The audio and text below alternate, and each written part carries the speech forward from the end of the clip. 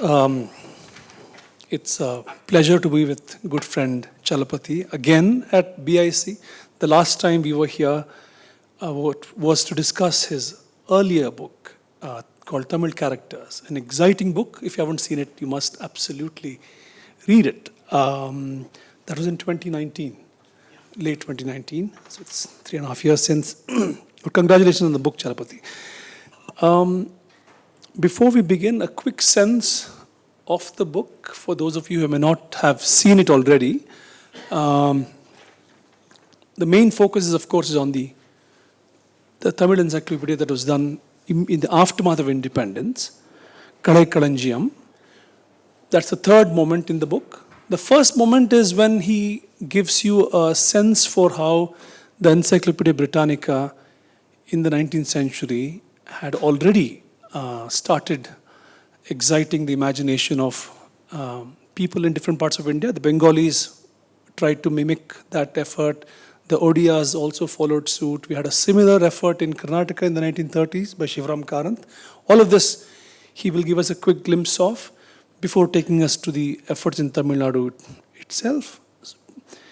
And there were two early efforts. We'll talk about that later. And then this book, this encyclopedia, which ran into 10 volumes, 7,500 pages, and had entries by more than 1,200 contributors.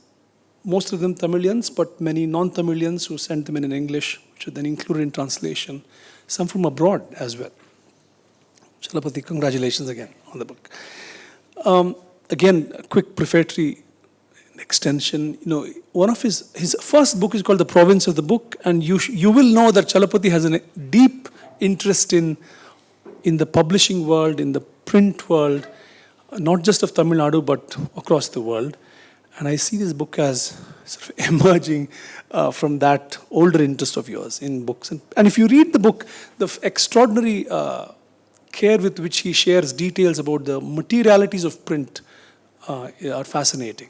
They will seem like a detail, but you will know that it's hard to get those details unless you have observed, you have an eye for it. Chalapathy, so what drove you to do this book? What kind of an effort is this? Vanakkam, good evening. First, let me thank BIC for this opportunity. Ravi made this possible so very quickly. And special thanks to you, Chandan, because it's very difficult to find a time in these days to actually pick up a book and read it from cover to cover and engage with its author. So that is the world that in which we are living. This prefatory comment also helps us to contextualize this book. Okay. So how did I come to write this book? 2 or 3 things led me to this. First is, I was born in 1967. So there was no internet in my days. And the Encyclopedia Britannica was for us, this monument to knowledge which we looked up to. So I looked at the Encyclopedia Britannica in my when I was barely 12 or 13. And that really fascinated me. We always thought of it as, why don't we have these kind of repositories of knowledge in our own language?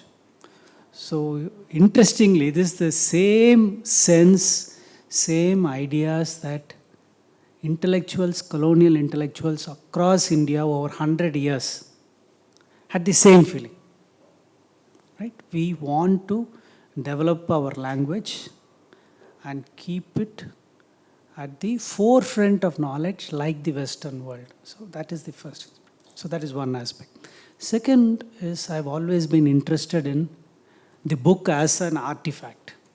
We grew up reading books, whether it was Enid Blyton or whether it was Ponniyin Selvan or poetry or whatever. We read books as material objects. So books as material objects, not just as the carriers of information. That's the number 2. Then my own interest as a historian. I stepped into the world of history through studying the Swadeshi movement, V.O. Chidambaram Pillai, Subramanya Bharati. But when I went to do my PhD, I wanted to start afresh. So I started my PhD work on the history of the book or print culture At JNU. at JNU. So I think all these various interests and leanings took me to this particular subject. Here I have to mention the work of Richard Darnton, is a Harvard historian. He wrote this amazing book on the French Encyclopedia. It's called The Business of the Enlightenment. The interesting aspect about this book is that we always talk about the Encyclopedia Britannica, but not often enough about the French Encyclopedia. These two are very different creatures. Encyclopedia Britannica is the British monument to British empiricism. It's a conservative exercise. Its attitude towards compiling knowledge is very conservative. The French Encyclopedia, on the other hand, product of the Enlightenment, it is a very radical text, destabilizes the existing knowledge regimes. So that is that kind of volume. And French Revolution has always had a fascination for Indian youth. Okay, so that volume is an amazing book. It's not about what is in the book. Not what Darnton's work is not about the content of the volume, but who produced it, how it was produced, how it was pirated, how people smuggled them, how it was a business enterprise. So that aspect of it is very important. We tend to forget that particular aspect. So I said, I should someday write a book on the Tamil Encyclopedia. Yeah. So this is the background. Chalapathy, now you had that book as an inspiring model, and you also realized quickly that there isn't enough materials the way he could access to write his book. So there's a scarcity of archival data for you to work with, but so give us a sense for how you did with this situation. Okay. So many people might wonder, why make a song and dance about this, very modest book, barely 150 pages, including index, bibliography, some facsimiles. Why this song and dance about such a small book? But I must tell you, in terms of the work that went into it, it is far surpasses what Robert Darnton must have done. Obviously, he wrote a better book, but in terms of the work that has gone into it. Firstly, if you look at it, there are so many histories of the Encyclopedia Britannica. Just to give you an instance, during the COVID period, Simon Garfield has written a book on the encyclopedia. How he wrote it? During the pandemic, he couldn't step out. So he took an easy option, sat in his home, and wrote this book about encyclopedias in the Western world. I mean, profanities come to my mouth because they are lucky bees. Okay? We don't have that kind of luxury. We don't have real archives. We don't have easy access to knowledge. For instance, Robert Darnton, his entire book is based on the archives of Typographic Society of Neuchâtel. All he has to do is get a research grant, go and sit in Switzerland in that bracing weather, sit in the archives. The archives opens at 9, it closes at 6.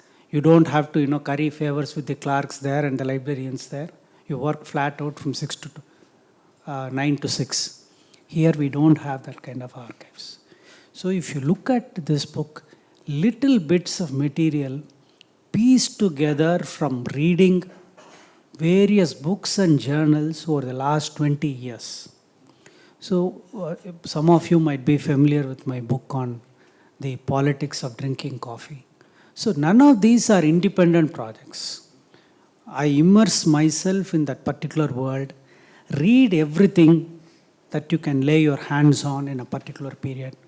Novels, short stories, journals, book reviews, advertisements, memoirs, autobiographies. And when you are immersed in that world, many things keep circulating in your mind. At some point, the right term would be, something crystallizes. At some point, various little bits of information joined together, they crystallize into an idea, and then you systematically go after it. So at some point, I realized that when I got some bits of information about the encyclopedia, I said we could do it. And also remember, unlike material in the Roman script, especially English, now you have all these digital versions of any book, and all you need to do to find out anything in a digital text, what do?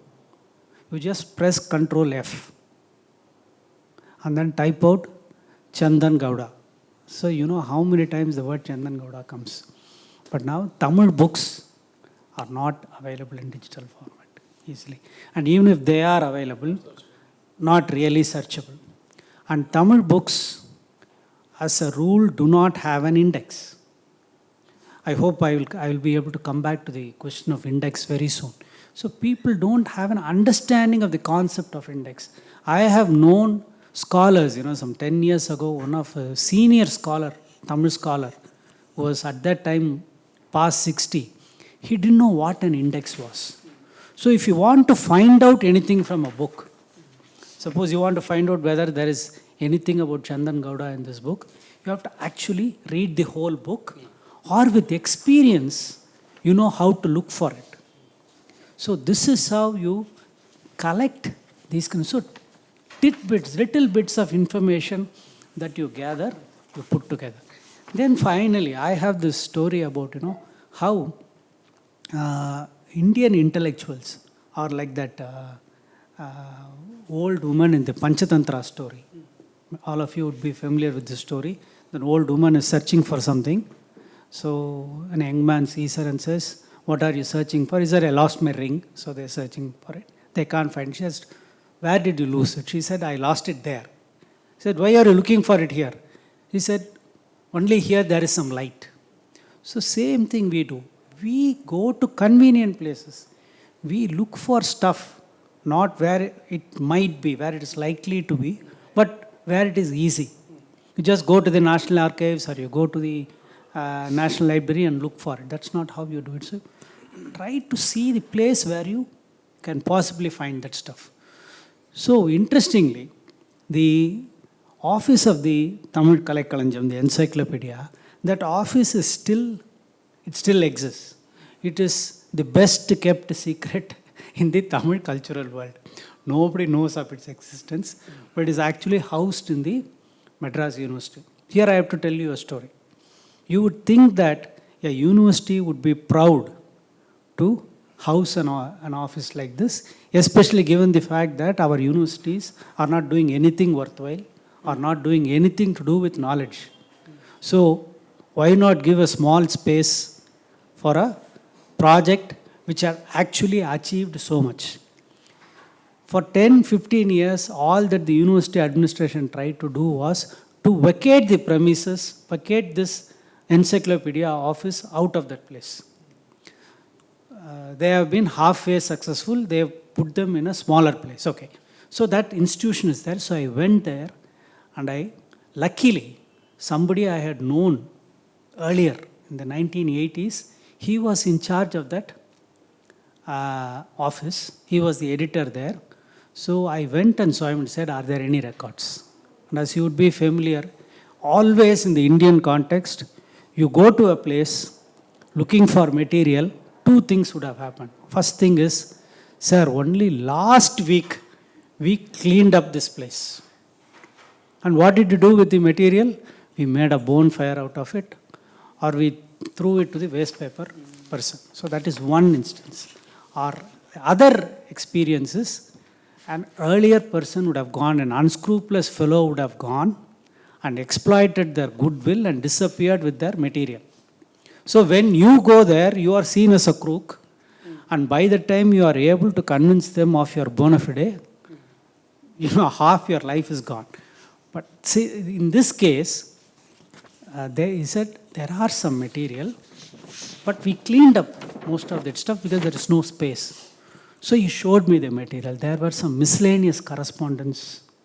there were some ledgers, there were some couple of documents. To give you one small instance, at the end of this book, I have included the contract signed between the Tamil Encyclopedia and Orient Longmans.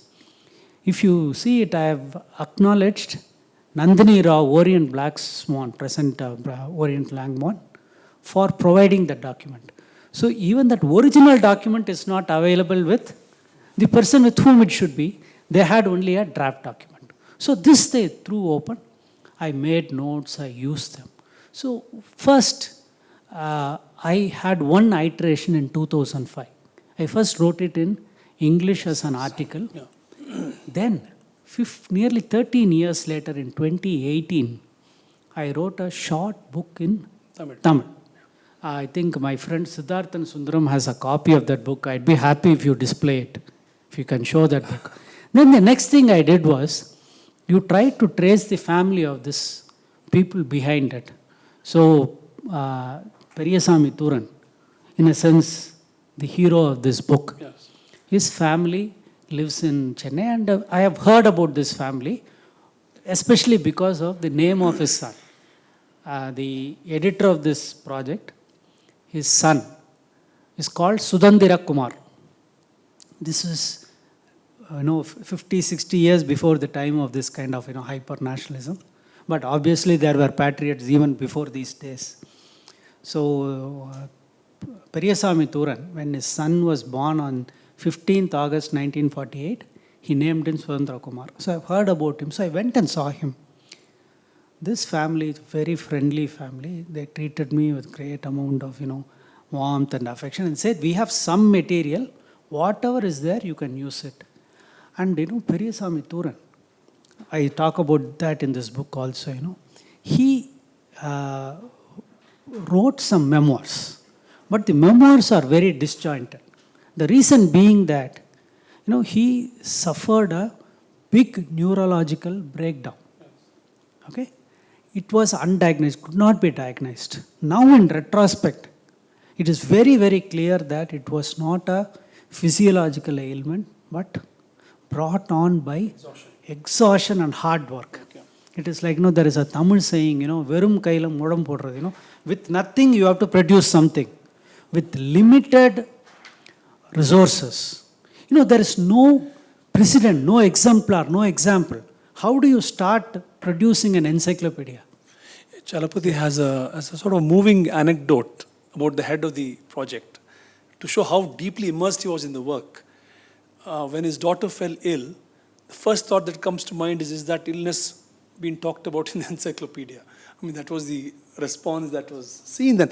But Chalapathy, very quickly, before we get into the actual encyclopedia and things around it, two meta sort of questions. When people are thinking of putting together encyclopedias in Tamil Nadu or elsewhere, Encyclopedia Britannica is standing there like this rock that has to be whatever. But was there a search for pre-modern exemplars of such efforts in India? We didn't have the scientific encyclopedias, but there were attempts to carve out the world and give notes on how the world is composed. When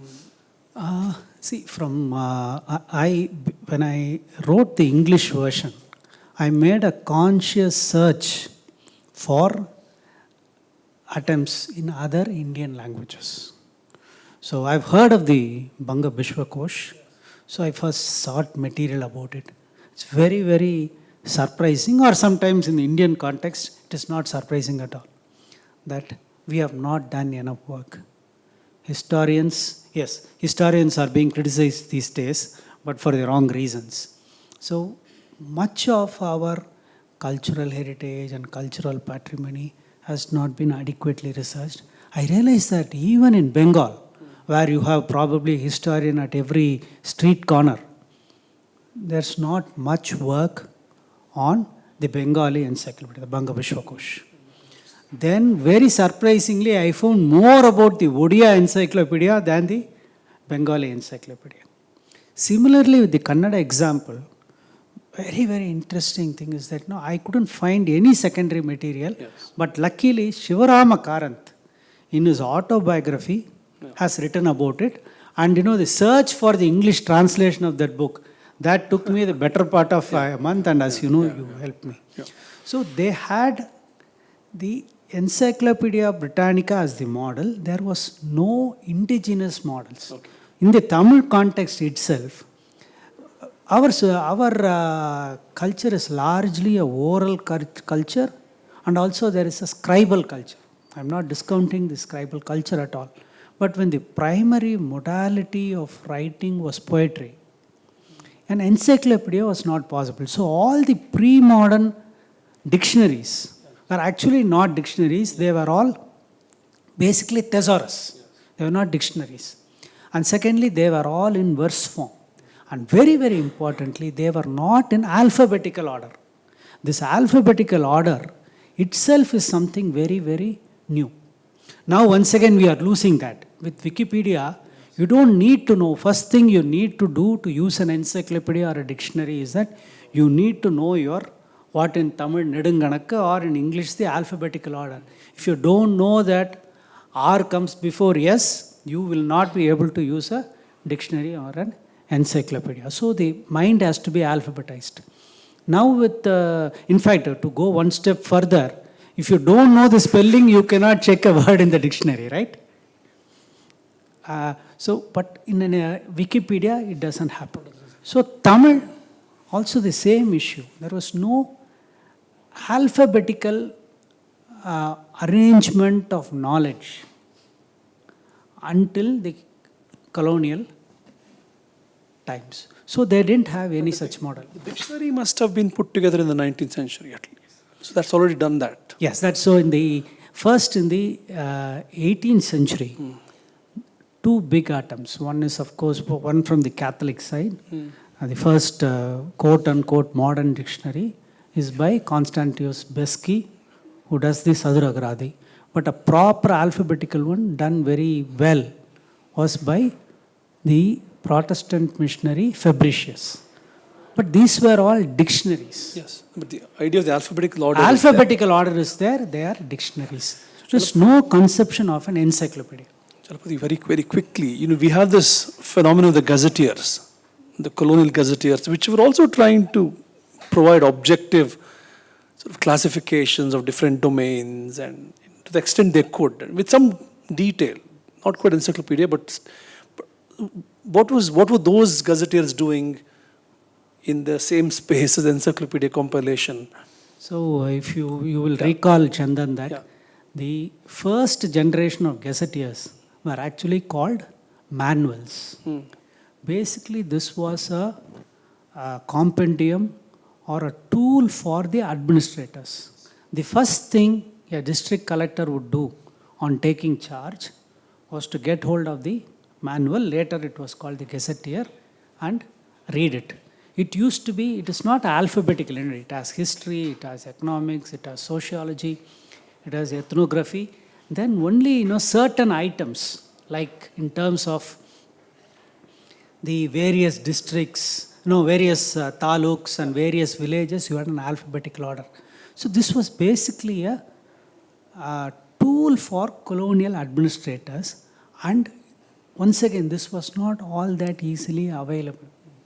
So even in my generation, you had to go to the archives. Not even libraries would have them. But now in the last 30, 40 years, two things have happened. These volumes are being reproduced using the photo offset method. The first thing was done by, there was this organization called Asian Educational Services, run by a Punjabi businessman. But this Punjabi businessman who did it for business did the greatest service to all the Indian languages by reprinting using the facsimile photo offset method all the old dictionaries, gazetteers, everything. We have used all of them.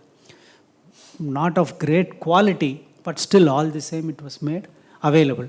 So beyond that, this was not exactly an exemplar for the people who did the encyclopedias. Chalapathy, the first two attempts at doing the Tamil Encyclopedia, the Abhita Chintamani, and then the medical dictionary by Sambashivam Pillai, Just tell us a little bit about those, because you admire them both. You give them a lot of affectionate description. And then we'll get on to the focus of the book. Yeah. So, since I started as a young boy doing all this work, I was looking for boyhood heroes in my early teens.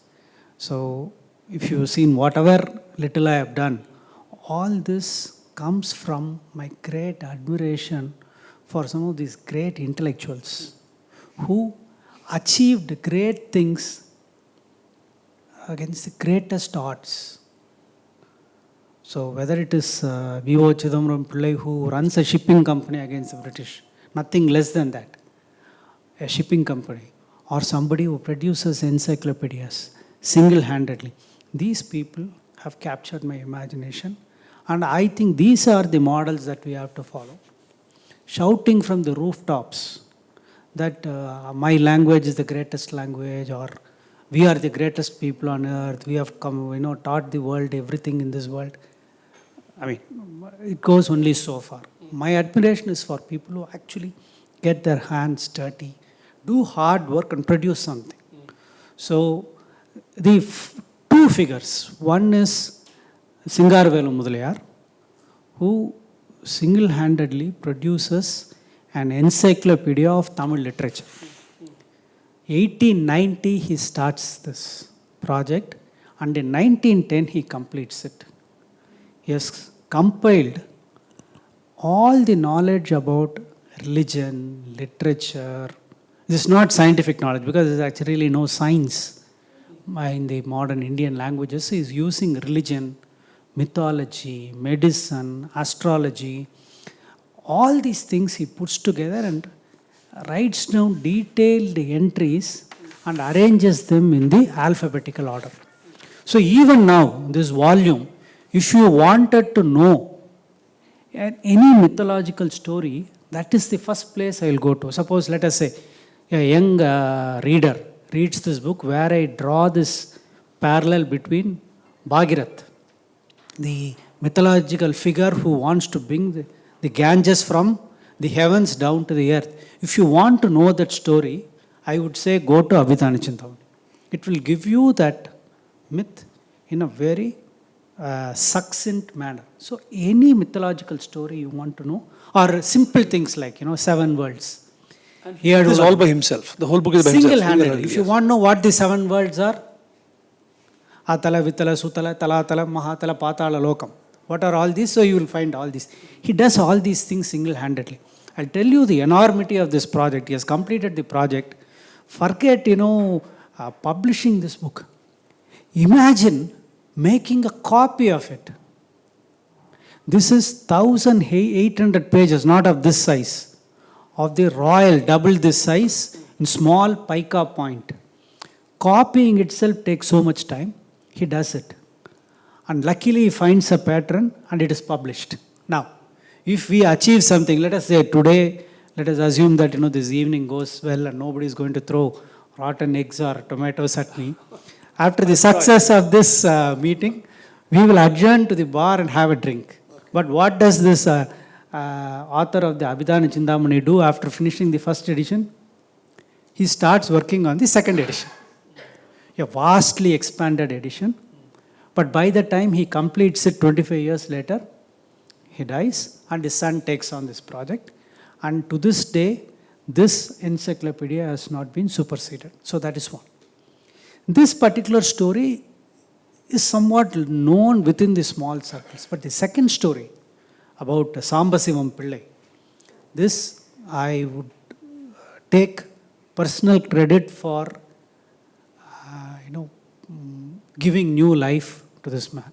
Until I wrote about this person, nobody knew who this man was. Single-handedly, he produces an encyclopedia of medicine and allied sciences.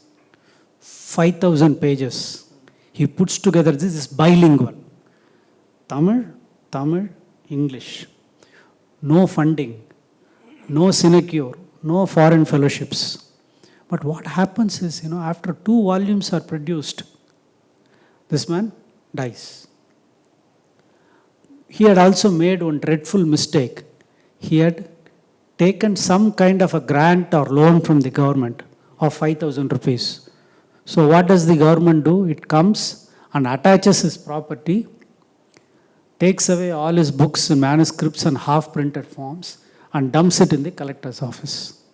15 years later, one servant gets wind of it and he goes in search of it, finds that government office, goes into the attic, retrieves all the printed forms and the manuscript.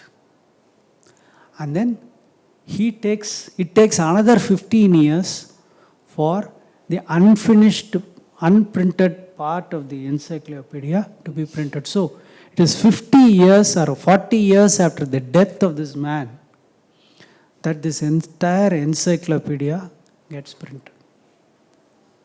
So this is all, these are, as I say, Tamil literary history is full of very poignant stories. We have had great losses due to termites, white ants, floods, fire, and the biggest danger to Indian knowledge is not white ants, it is not fires, it is not tsunamis, it is apathy and indifference. Apathy and indifference are the greatest enemies to Indian knowledge and Indian knowledge systems. And it is lucky that this volume survived. Yeah. Chalapathy, now we'll come to the chief object of the book's attention, the Kalaikkalanjiyam. Soon after independence, a Congress politician, Avinashalingam, he announces the need to have this project. It costs money, he has some way of going about it. He finds people to head it. The head of the project, his grandson is here. He's made the trip from Chennai just for this event. This technology presence. Yes. Can you stand? Yes. No. Yeah. It's a fascinating story of how he went about finding the people to coordinate various aspects of the project and how he got money, etc. We won't have time to get into the nitty-gritties of this, but very quickly, broad brushstroke account of the opening stages of the project. And then we'll... Yeah. Quickly. So there is this dream of all Indian intellectuals, not just Tamil intellectuals, that we should have a Encyclopedia Britannica kind of volume in our languages. So first thought, all of them, what they plan to do is to translate that encyclopedia. That is the first idea. Then they revise that ideas to translation of select sections of it. But finally they may see it very clearly that there is no such thing as neutral knowledge in this world. It becomes very clear that all of them who are doing it, they are not doing it for money or for fame.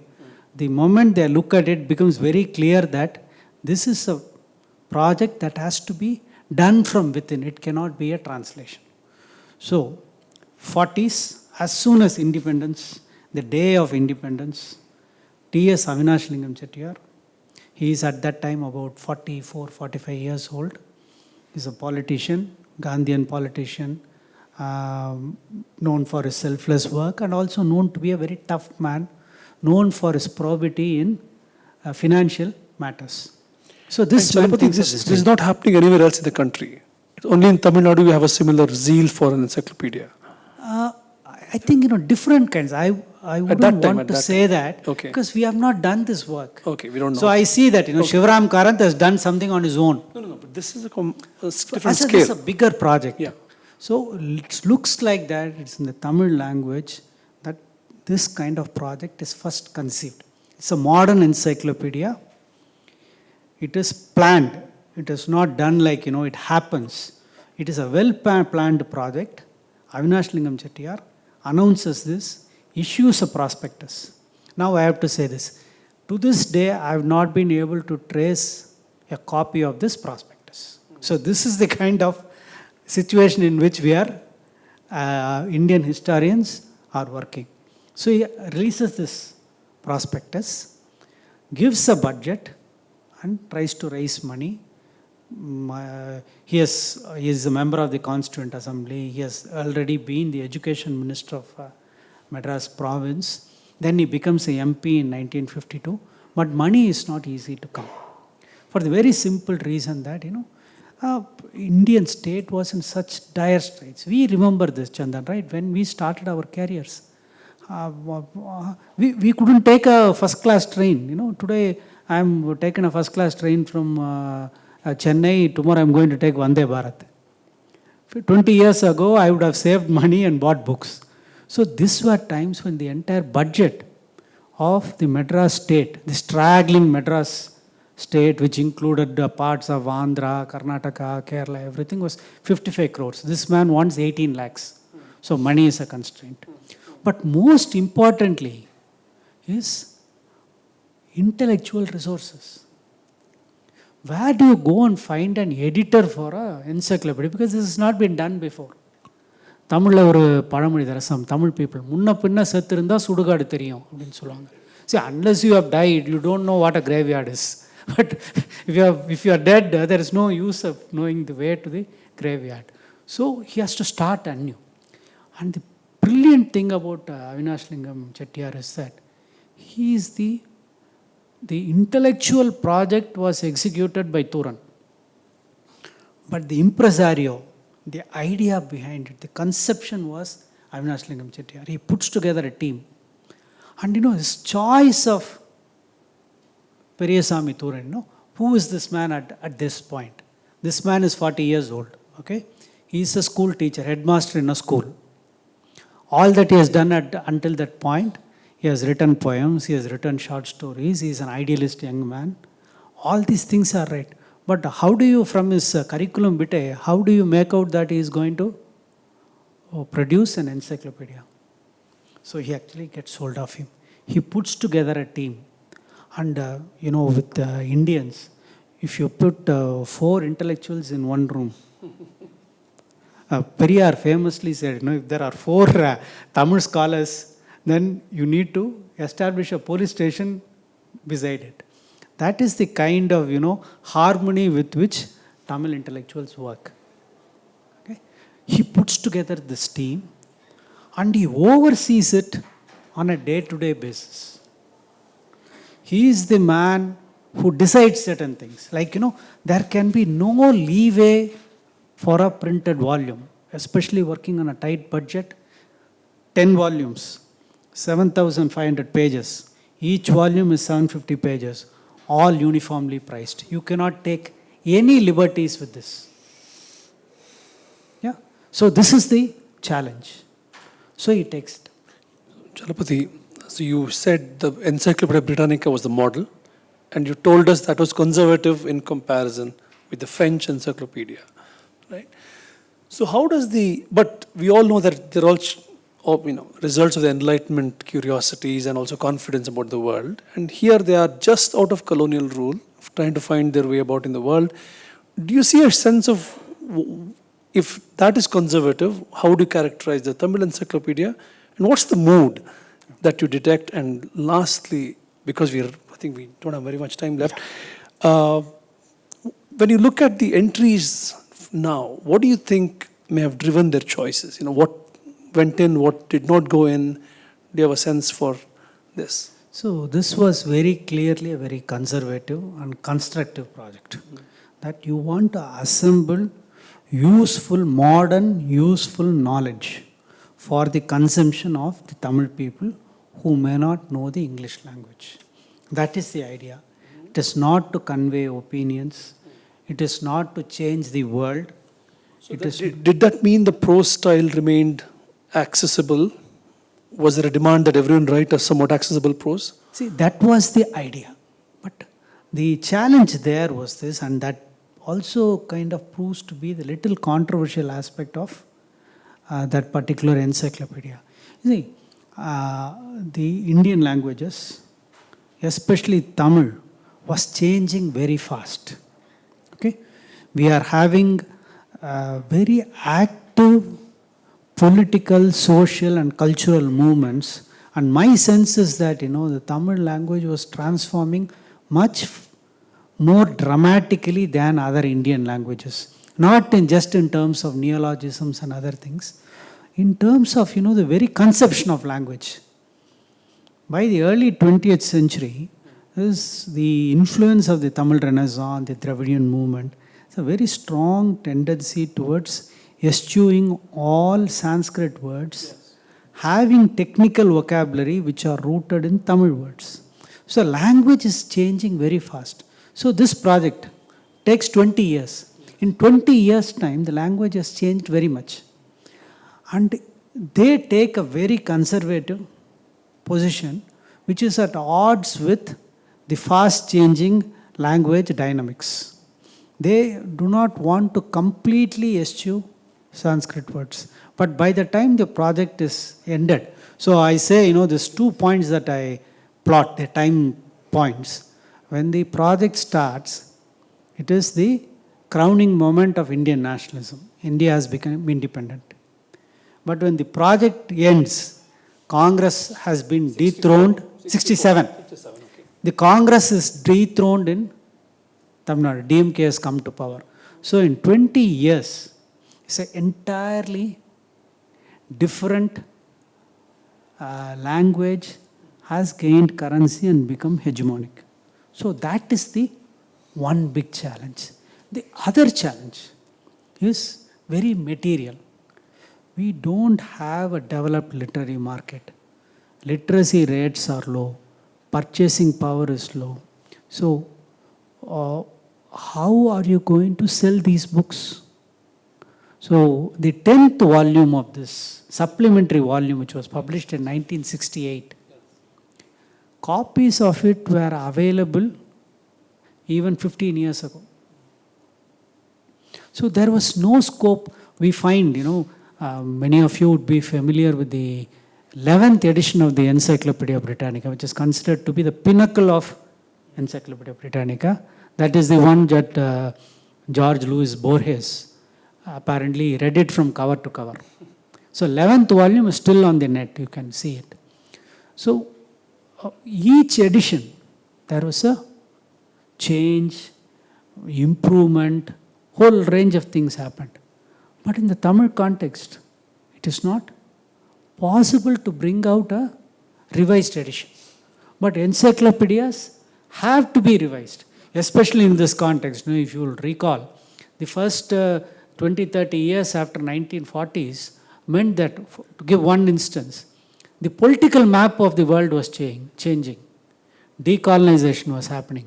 Countries were becoming independent. Countries were changing their names. So to update it was well near impossible. So that was the other challenge.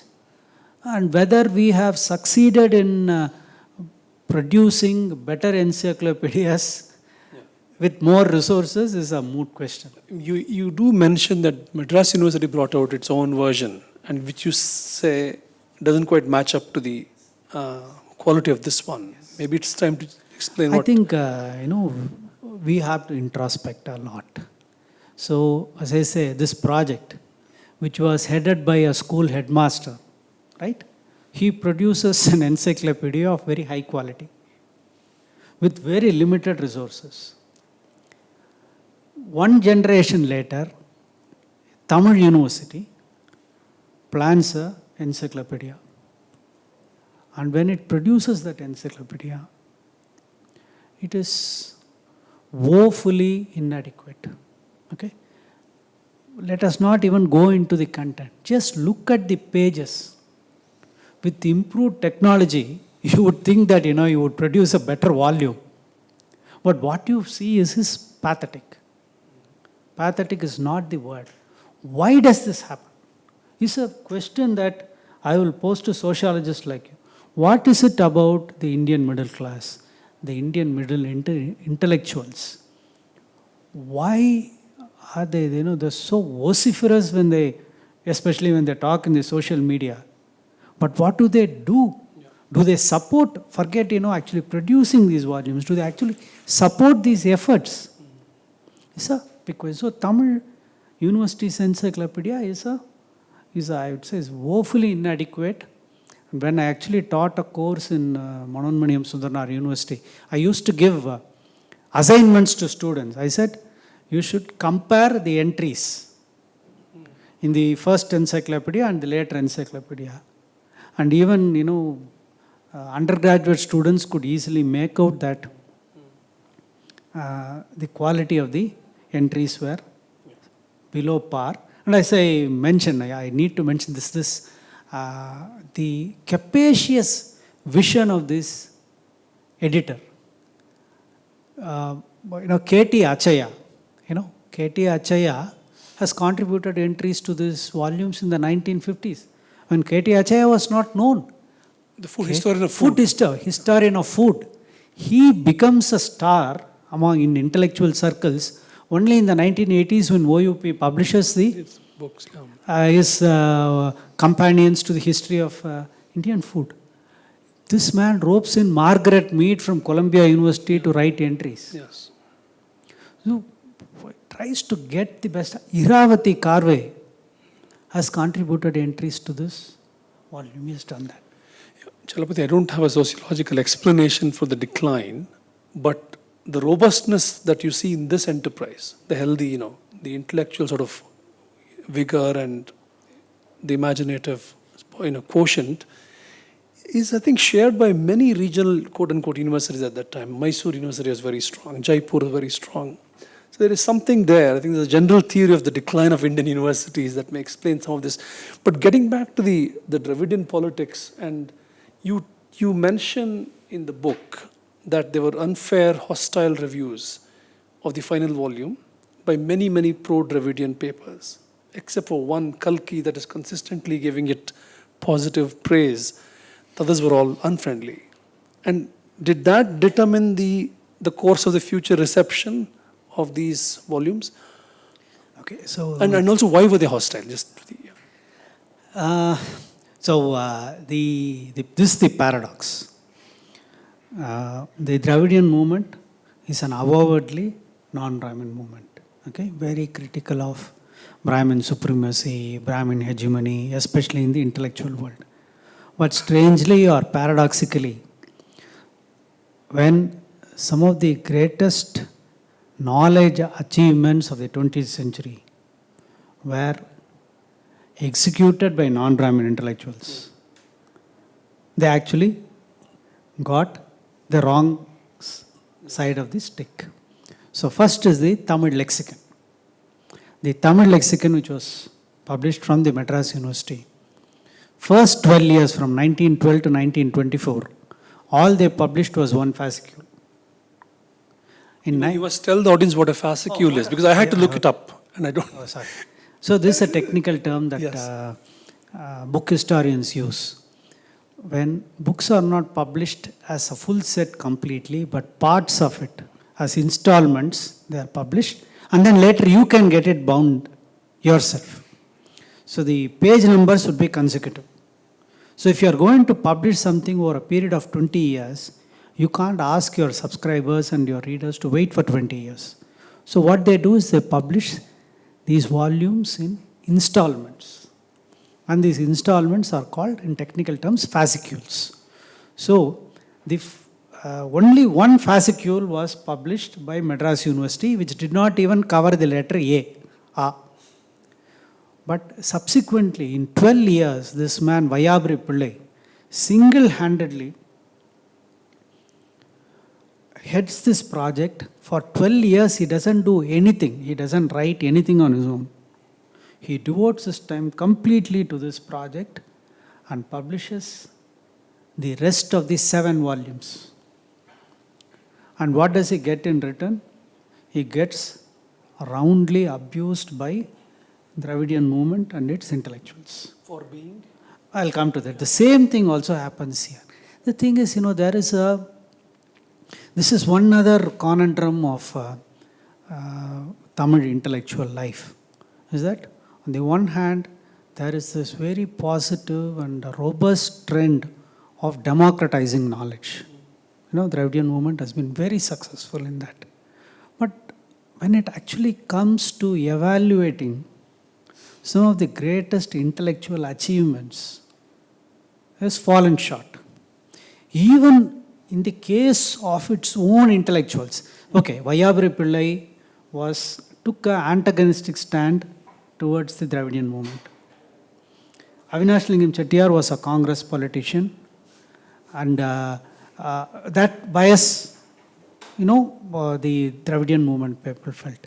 But what about scholars like, Mailai Sini Venkateswamy, who was a hardcore Dravidian movement intellectual, but his great work was never acknowledged. This is a problem with the Dravidian movement, and that should be put on record. It is always a question of, this, when political movements demand 100% loyalty to not your ideological positions, but your present political positions, that becomes a problem for intellectuals. And always, as a historian, somebody who works in this area, I have my own ideological predilections, I have my ideological convictions, but I strongly believe that your search for knowledge, your writing should make clear your biases, but at the same time not let it come in the way of evaluating it. Just to add one point, Avinash Lingam Chettiar is, politically, I've always been critical of him. But it turns out that I am the only person to have talked about his achievements, not in one place, but in 3 different sectors. One, the question of the nationalization of Subramanya Bharati, on which I have written a book. Avinash Lingam is a hero in that book. In this book also, Avinash Lingam Chettiar is he actually does all these things. I mentioned there that, he lived in Coimbatore. Every month he would arrive from Coimbatore, come to Chennai. He was a terror. He was a terror. He used to keep people on their toes and get things done. So I have documented that. Then there is another big achievement that he did. Some of you might be shocked to know this. Until the late 1940s, Tamil teachers were given the category of pandits, and they received only half the salary of other teachers.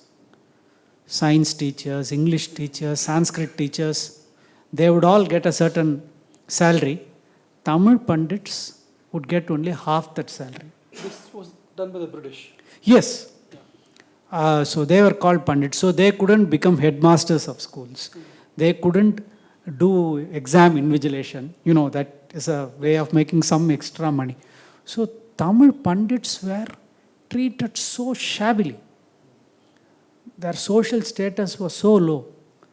It was Avinash Lingam Chettiar who gives them equal pay as teachers. So strangely, for somebody who is very critical of Avinash Lingam, I have ended up documenting his at least 3 great positive achievements. We are running out of time, but I have 2 quick questions and then we'll go over to the audience.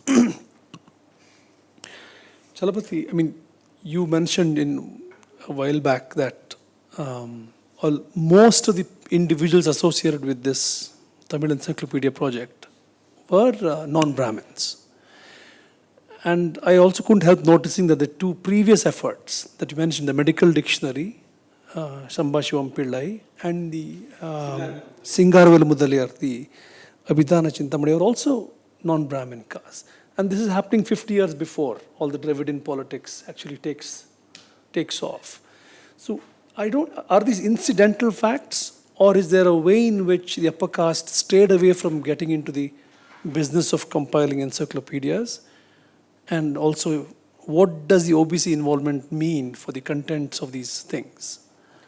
So, as you know, the social structure of Tamil Nadu is very complex. So, I wouldn't say they are OBs. They are also upper caste, but non-Brahmin. Yes.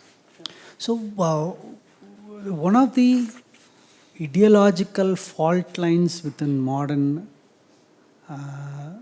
intellectual world, the divide between the Brahmins and the non-Brahmins, it is there. But you find that there is in certain set of literature, there is an overemphasis on Brahmin contribution. Then on another side, you find that is completely undermined. You go to the extent of completely being unfairly critical. So, as a historian, I'm always conscious of the social background of people who produce these things. And it is actually very, very interesting that, you actually, if you go back earlier, the days of the College of Fort St. George, in the early 19th century, I'm talking about the 18 teens, more than 200 years earlier, when in all other regions, say if you go to the in Benares or Calcutta, College of Fort William, everywhere is completely dominated by Brahmins. It is only in the Tamil region that there is always a very strong countervailing tradition of non-Brahmin scholarship, upper caste nevertheless. So you see all these names are Pillai and Mudaliyar, they are Chettiar, they dominate. So it is there. So I've highlighted that for two reasons. One is, of course, we cannot look at knowledge production without people who are producing it. So that is one aspect of it. Then other is also the political aspect to it.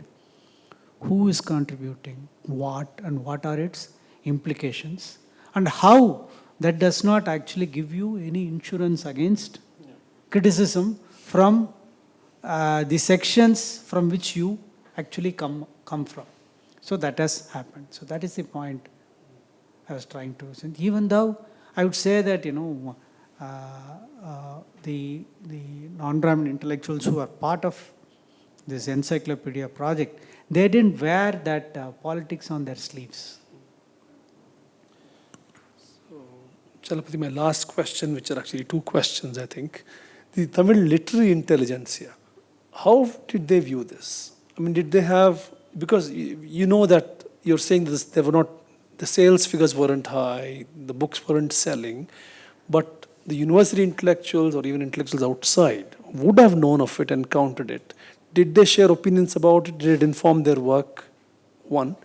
And secondly, looking back from our vantage point, their place in the evolution of Tamil intellectual culture, would you give them a special place as a source of influence? Okay. So this might be a kind of depressing answer. As I said, Tamil intellectuals, I don't know whether I should generalize about Indian intellectuals. I'm not really sure that they understood the usefulness of this compendium of knowledge. This does not come out as a result of pressure from below. As I mentioned at the beginning, our intellectuals didn't use dictionaries. They didn't know indexes. So big scholars have not used index. So only a very select few have actually understood the usefulness of these kind of scholarly apparatuses and scholarly forms of organization of knowledge. And also typically, Tamil intellectuals, they believe that, their knowledge is, they were born with this knowledge. A goddess of learning, Saraswati, came and wrote on their tongues. They don't have to study anything, so they don't have to check anything. They don't have to check spellings, they don't have to check meanings. So this innate arrogance that... Now is the time for the exit tomatoes. Okay. So this kind of either in this indifference that comes from arrogance, which we find, many of the best scholars, constantly we need scholarly aids. So in that sense, I think it has not been fully exploited. It's the sense of the encyclopedia is something that it's an adornment for the shelf, generally, which you occasionally dip into. And most of these volumes were sold to colleges and libraries. That is the truth. And ultimately, all of 2,500 copies were what were sold. It's not like what we find typically in the Western context. Encyclopedias were sold by salesmen. Yes. They used to carry specimen copies go from town to town, visit people, convince them that, encyclopedia is a good thing to have on your shelves. So here I just want to mention one thing. In mid-1990s, when I joined university service, our vice chancellor got into trouble with the teachers association.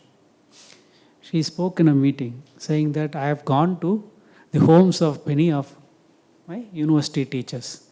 You go there, there is a bedroom, there is a kitchen, there is a hall, there is a place to put a refrigerator, there is a place for television set. There is no place to put books. University teachers don't buy books. There was a furor. The teachers association said, we condemn you, withdraw the statement. She said, you put up a bookshelf, I'll come and see it and then I'll withdraw my statement. So this is the situation. How many of there are 3,000 universities in India? Something of that order. If every university teacher, college teacher bought 1,000 rupees worth of books a year, there will be no forest left in India. Right? So this is, but despite this, there is a cultural value to it. Why do you think somebody like me gets interested in this project? Invest 20 years in writing this, and if nothing, I'm sure you will agree that this book is written with passion. If nothing else, is written with passion. Where does this come? There is this continuing tradition in some form or the other. Ours is a very old culture, old civilization, with great continuity despite ruptures in our intellectual tradition. It cannot completely dry out. It takes various forms. And in the 20th century, it took on the form of the Kalaikkalanjiyam, the encyclopedia. Thank you, Chalapathy. We have about half an hour for Q&A with the audience. Yes. The encyclopedia. Yeah. The original encyclopedia. So I know your book is there. Yeah, the original encyclopedia is, I'll tell you, there's a story behind it. Now it has been scanned. Not searchable, but as images, they have been scanned and put up on the Tamil Virtual University. I'm coming, that is the next part of it. Historians don't give simple, straight answers. They'll give you very complicated answers. So the next part is that, so now the new DMK government has a cultural project. As I was mentioning, it's a very welcome thing. Through their Tamil Nadu Textbook Society, they want to reproduce facsimile editions of it, and they have printed 10 copies of it. So there was one background to it. This organization, the Tamil Academy as it was called, which published this encyclopedia, it was laid on a strong institutional basis. Even though there is very little money, it has continued. There was one Dr. V.C. Kulandaisamy, who was vice chancellor. All his life he was vice chancellor in at least 3 universities. He said this encyclopedia should not be reprinted. It has to be revised. So it was not reprinted. So that was the reason. There was attempts to revise it, but it could not be done. That is part of the epilogue that I have written. So now, the answer to your question is, 10 copies have been printed, but I cannot assure you that you will be able to get a copy of it. So it's licensed by whom? By the government? Or? See, it must be out of copyright now, right? No, it is technically not out of copyright, but nobody is there to claim copyright because there is no commercial value to it. There is no commercial value to it. Who is going to reproduce it? Who is going to republish it? If it is put on a CD-ROM, even then? No, I just want to share something. Yes. There's a very active Tamil Wikipedia community. Yes. And they have created a lot of pages ground up. I'm sure when they compiled this, how many pages it had, they must have done some research and compiled it or whatever. And that is the hope. Oh, that's a hope. Okay, that's what you commented saying that they assumed it's right. I see. Okay. So I have, if I may add, So I made a suggestion publicly that all the relevant entries in the Kalaikkalanjiyam can be put up on the Wikipedia. Since there are certain many entries upon which you cannot really improve. For instance, many of the entries about various cultural figures, you cannot find new material. You can just take it, put it up in the Wikipedia entry and acknowledge this Kalaikkalanjiyam. This can be done. But as you know, there are rival Tamil Wikipedias. You know that there is a Tamil Wikipedia. Then you had Jayamohan trying to put up another rival Wikipedia. So all these things are going, but when people do it, our problem is we reinvent the wheel, and that when we reinvent the wheel, that wheel is not round, and some spokes are broken. This is the problem. I'll just close to let others ask questions, but one comment I wanted to make is Karnataka had a similar Kanaja project, which was started recently. Now it's more than 10 years, I think. So at that time, Wikipedia in Kannada was there, but they wanted to have their own under their control. So it started off nicely. So what we did was give the complete Wikipedia content is available in a free license. Wikipedia, right? You are part of I'm a Wikipedia editor, Okay. So it was given to the government of Karnataka saying use it and feel free to add whatever you want, improve it, whatever. But after 10 years, what I'm sharing is that the Kanaja project is kind of hit a dead end because it was run by government to your tick in the box. There are no editors to update it, but the Kannada Wikipedia is going really strong. So I think the problem with encyclopedias is it's not a one-time effort. It's an ongoing, annual, maybe even more frequently, right? Keep on editing it. So there is no such plan for this at all, I suppose, for the Tamil Kalaikkalanjiyam. See, Tamil Wikipedia is also one of No, the... I meant this particular work that you're talking about. It's sort of like in archives, that's it. That's true.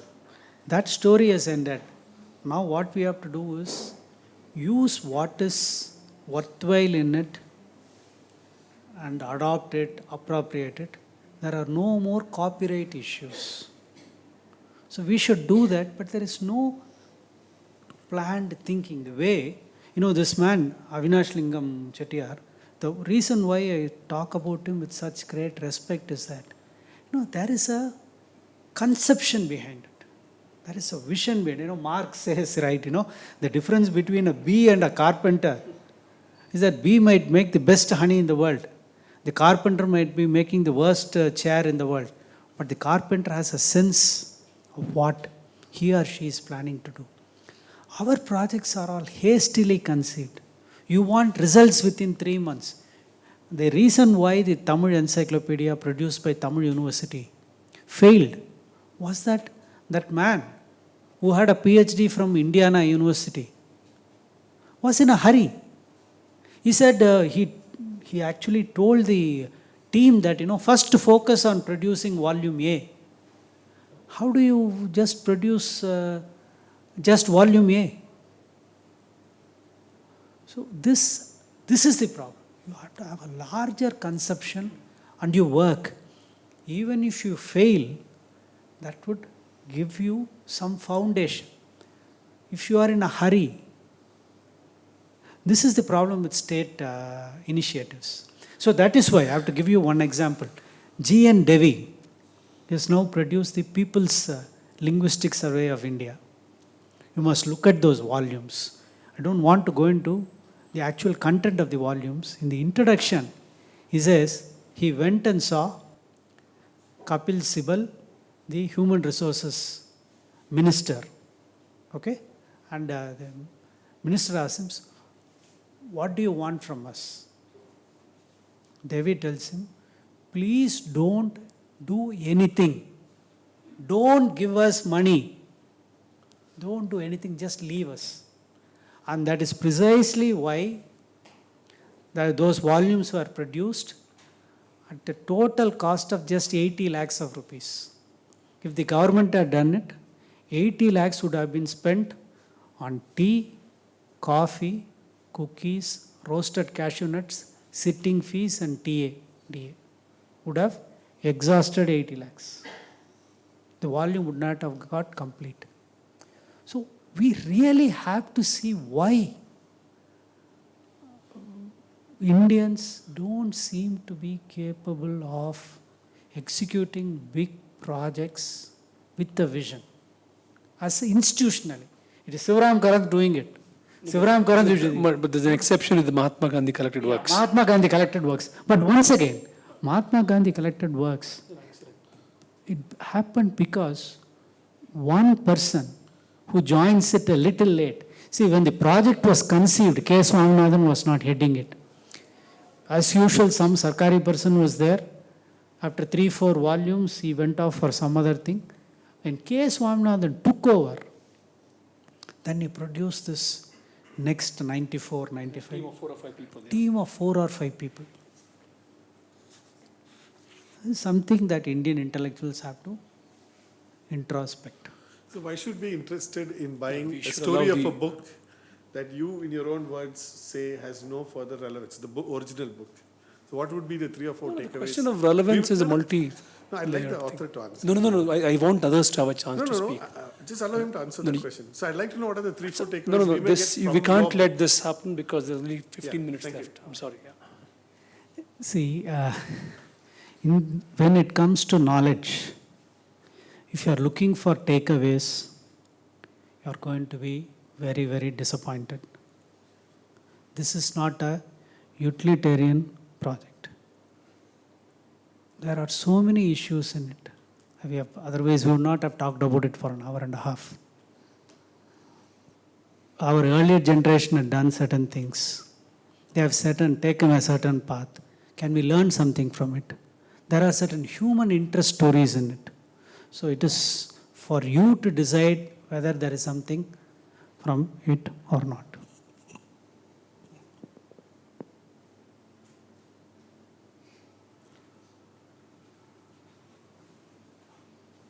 Thank you. That was so interesting, and I'm really looking forward to reading the book.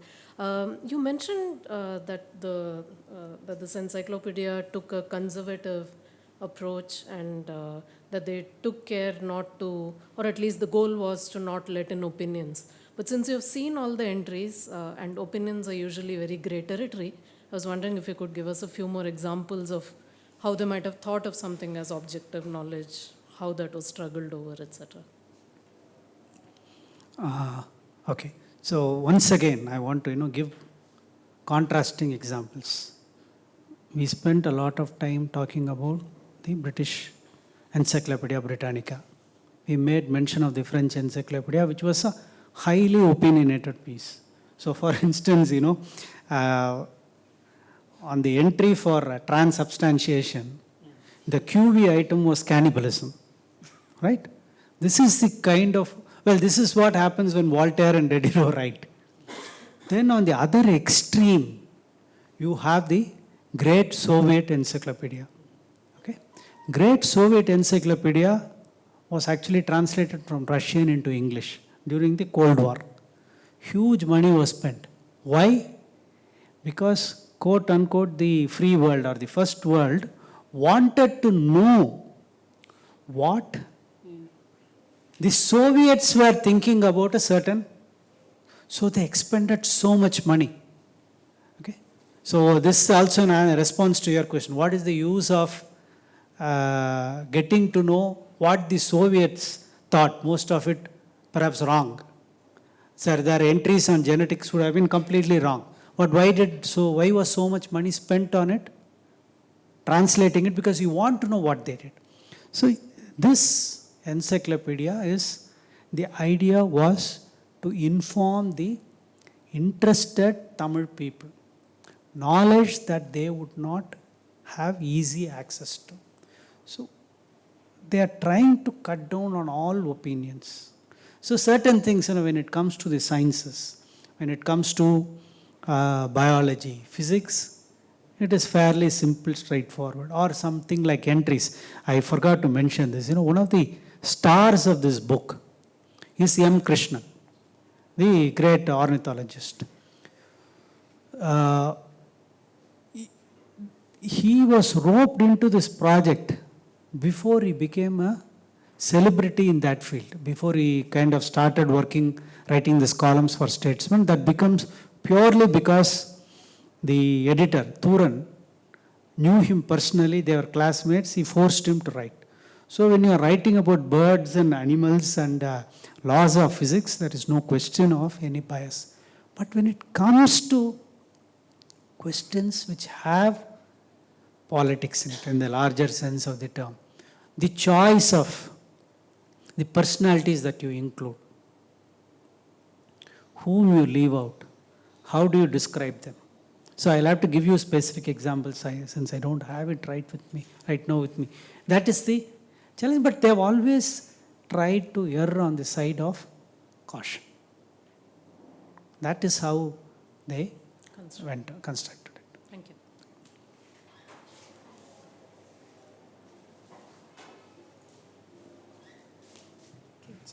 Hi, yes. I'm quite interested in your opinions and takes on how you read culture and the way that society sort of functions through your study of particular objects, in this case, the encyclopedia. My question is slightly abstract in the sense that if this project was undertaken now, what do you think we'd be able to read about Tamil culture or Tamil society based on the politics and culture that exists currently if this project was undertaken in the 21st century? Okay, thanks. Because my response is once again a very general, abstract response. I think we are at a moment when there is a revolution in epistemology. The way we are producing knowledge, absorbing knowledge, disputing knowledge, there is a fundamental rupture. As I said, this encyclopedia, the first constraint was, each volume has to be 750 pages and you have to finish it in 7,500 pages. Now what we are seeing now is the Wikipedia completely removes all restrictions on size. That's the first thing. There is no limit to the number of entries you can have. Then the biggest challenge for an encyclopedia, once you have put it in cold print, it cannot be revised. Wikipedia is constantly revised, and it can be revised so dramatically and drastically that the custodians of that site have to stop it too. And very importantly, the blue underlines or the blue colored words in the encyclopedia text. Hyperlinks is the biggest challenge, because in a printed encyclopedia, you need to have cross-reference. Without a cross-reference, encyclopedia has no meaning. But to keep track of cross-reference, QV, is very difficult. And the other things, you cannot have the whole entry full of QVs, right? There has to be a limit. And once you have put a QV, let us say you are on first volume, you are working with entries in A, and the QV has to do with Z. You better ensure that there is a corresponding entry. So that is the other challenge. But in a digital format, the entries the QVs are limitless. In fact, they go to a certain extent where sometimes the entries, there are separate entries. You look up somebody like, Sivaji Ganesan, let us say, or Rajkumar, the actor. The filmography is not part of the main entry. It is a separate entry. So that is the fundamental. Now, the next challenge is ChatGPT. AI-driven writing. What can take months to write. In fact, many of these entries were written by experts. That is the idea, right? In an encyclopedia, the entries are written by experts, but not for their own peers, but for a general audience. So that is the challenge. That challenge is taken up by the editors and reviewers.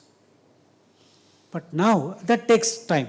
So, Periyasamy Thuran writes that, he once wanted a one-column entry for some zoological item. the professor of zoology gave a 150-page monograph. So it had to be cut down to 1 page. Now you can tell GPT that I want an entry on this subject of this length in this particular language. So somebody gave an example, I want a 500-word story set in Chennai in the style of Gabriel Garcia Marquez. Before you can actually frame this entire question, the GPT has come out with a entry, reads fairly okay, it's going to get better. So in this context, already, the dividing line between what is real and what is fake, what is real knowledge and what is not knowledge has been completely erased, right? But Chalapathy, the idea of Tamil society that was so strongly anchoring the encyclopedia, how has that changed? I mean, I don't know if this is an extension of your question. I'm sorry, I didn't get it. No, the idea of a Tamil society, or what is Tamil about the encyclopedia? This is too abstract. I don't think it has really been, one has engaged with that encyclopedia at that level of abstraction to come to that question. In fact, as I mentioned somewhere, there are no assessments of the Tamil Kalaikkalanjiyam. At best, I found 3 or 4 essays of very, very mediocre quality. So this kind of assessments can be made only with engagement with those volumes by a big body of scholars. So off the top of the hat, somebody like you can make many pronouncements about the English Encyclopedia, British Encyclopedia, or the French Encyclopedia, because we are basing that comments on so many people who has engaged with these volumes. Sometimes I feel like I'm a kind of an oddball, who's probably wasted 20 years doing it, but I enjoyed writing it. The counterfactual, if the encyclopedia had been put together by literary figures, like Shivram Karan did it in Kannada, so the Kannada literary establishment remembers it very fondly. Whether they read him or not, it's a landmark. Do you think it may have been different? I think these are all literary figures. They are not, in the... They're not, okay. The characteristic of the Tamil intellectual world is this, and I am part of it. Academics have no place in it because they are not competent to be in this world.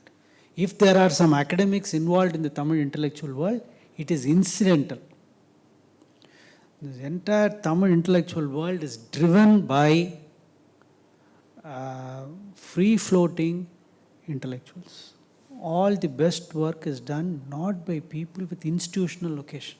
So even this, so as I said, it's a school headmaster who was roped in for this. The joint editor was a Gandhian journalist. One of the prime intellectuals involved in this project, T.P. Meenad Sundaram, incidentally, his top linguist. This man comes into the academic world not through the academic route. He is actually an intellectual figure, politician. Later he joins the university.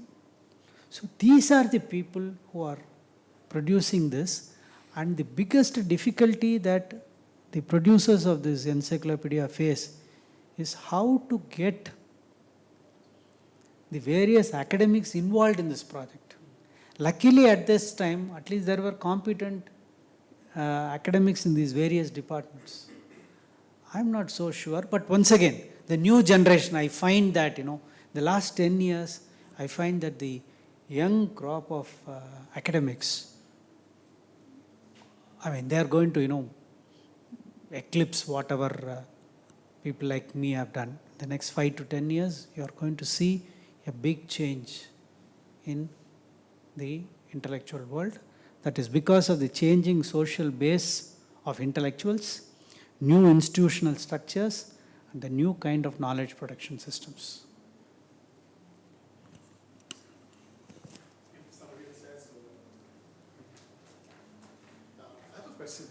manage the writing style consistency across so many editors who contributed to it?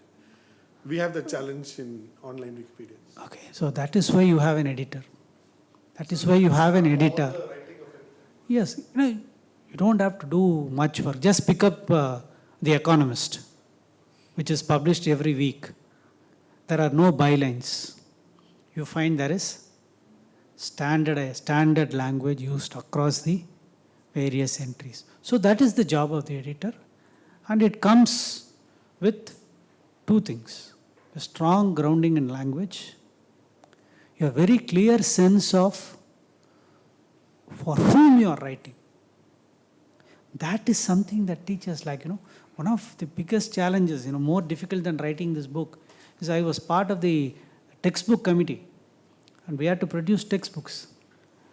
The teachers who were commissioned to write these chapters, they have no sense of for whom they are writing.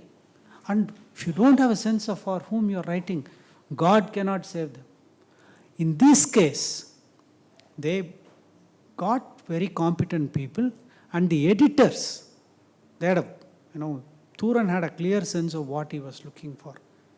Thiruguda Sundaram Pillai, his joint editor, had a clear sense of what. So certain things were done, they standardized the terminology. They ensured that one particular technical term would not be rendered in 2 or 3 different ways. Oxygen would be this, hydrogen would be this, triangle would be this. So that standardization was done. And language can very easily be edited for consistency. But that requires, as I said, training, sense of your audience, expertise and experience.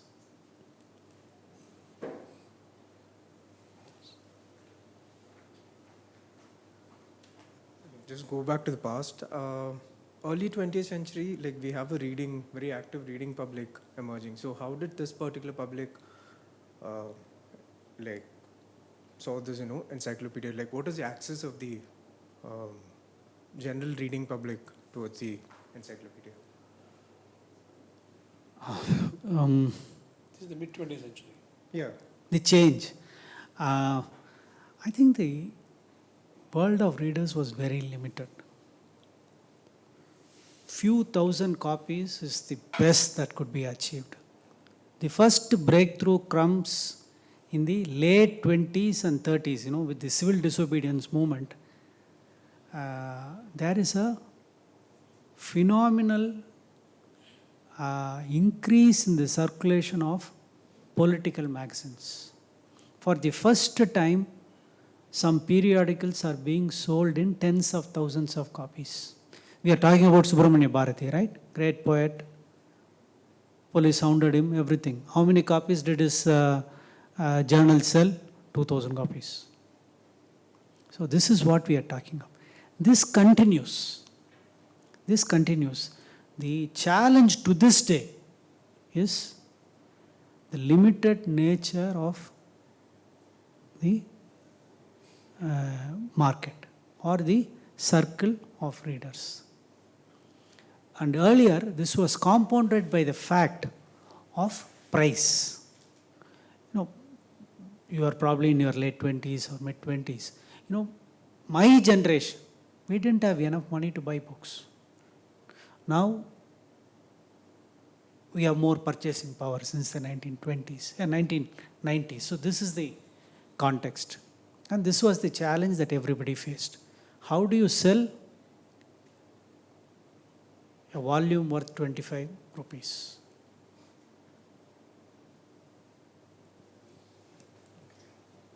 Have I answered your... No, I was actually trying to think about how a reading public access the encyclopedia. Okay. Yeah. Okay. Because, So, I think you are located from the vantage point of makers of the encyclopedia. okay. So I'll put it this way. I have not found I haven't found any such thing.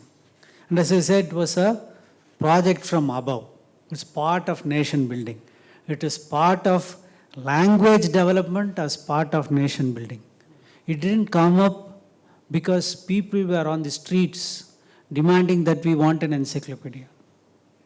That didn't happen. So the way people would have access was mostly through institutional sales.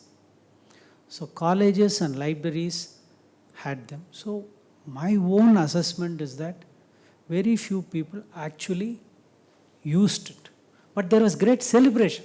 There were reviews, and the idea was always the running thread of these reviews is our language now has an encyclopedia. We are running out of time, but a very quick question, building on what you just said, Chalapathy. But you said a lot of neologisms came about. What about the life of the neologisms? How have they enriched public discussions? Okay. So in Tamil, there is 3 or 4 intellectual cottage industries. First one is writing commentary for Tirukkural. There are hundreds and hundreds of commentaries of Tirukkural. Next cottage industry is translating Tamil literature into English for circulation in Tamil Nadu itself, not for outsiders. Then the third one is creating technical terms.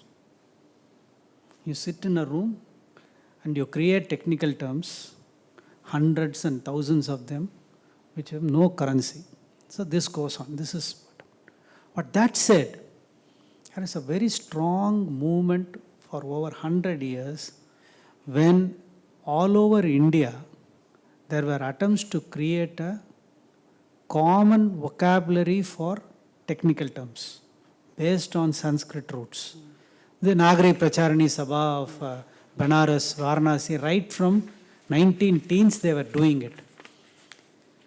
It was in Tamil Nadu that there was a strong reaction to it. They said, we don't want these technical terms.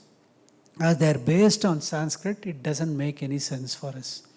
We want to have words based on Tamil roots.